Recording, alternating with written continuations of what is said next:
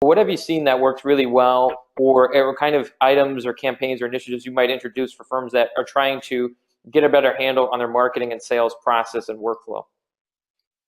I think the biggest 2 points, one would be having a process. Um, excuse me, I can't state enough that sales is a process. It's about onboarding, it's building relationship. So there definitely has to be something deliberate.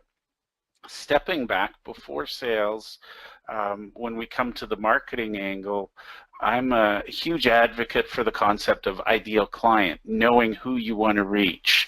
Once you know specifically what industry you'd like to go after, what geography, what sort of skill set they have, the more in depth you get to learning about them, what their needs are, um, then you can build your marketing to actually reach them directly.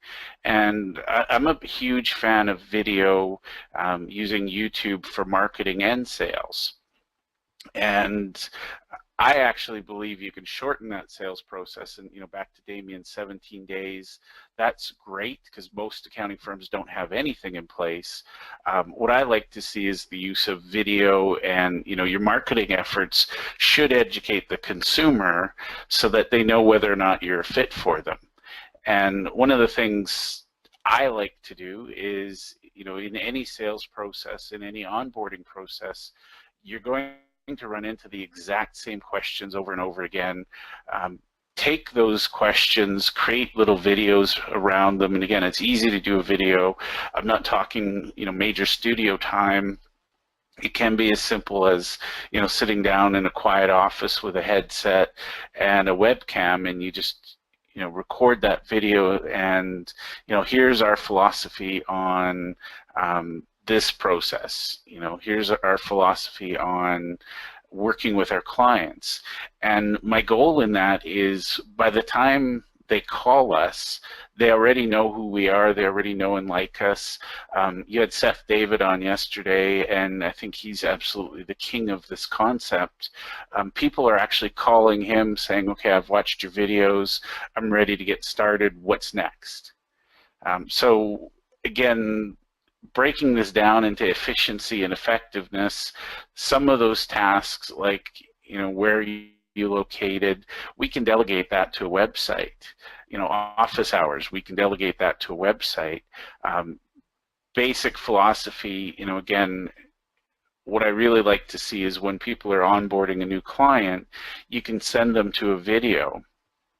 And I don't know if I have it. Actually, I do. I like to join memberships. One that you prepared earlier. Well, this is a package. Sorry, I'll show the back, not the front. Ron Baker talks about 3 pricing packages and having your bronze, silver, and gold. This is one. They actually send out a welcome package, and in it there's a CD that tells you how to get started. But this is sort of all of that onboarding, and I'm just really impressed by the package of it because it's people get really impressed by it, but it's that consistency. And too often I run into accountants where they sit down and have a great meeting with the client, everything's great, maybe it's a brand new business, okay, we'll see you next year, and there's no communication between now and then. So the client's memory of you fades a little, and if they meet another accountant over lunch one day, you call them up to do the year end and they're gone. So if you can have sort of a content strategy where you're communicating with them, I like monthly at a minimum, but some people quarterly. A lot of that stuff is a lot easier to do now than ever before, and not plugging MailChimp, but you can use it. It's a free tool where you can automate sort of that, that monthly newsletter, for example. But again, that's part of the nurturing. And when I talk to accountants, they don't like the term sales. I call it's relationship building.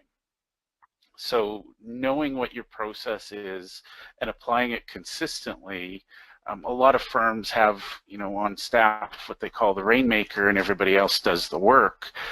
It's really powerful if your entire team can be part of that sales process and have that sales mentality. Yeah, and Jeff, sorry, can I just, Jeff, isn't it time that we got over this challenge of, oh, we don't like sales? Whether it's we're selling ourselves, and I say that this in jest, but I think we have to come to terms with this idea that we are selling. We're selling ourselves, we're selling our firm, we're selling the solution and the problem-solving abilities of what we've been working so hard for over the last 5, 10, 15, 20 years.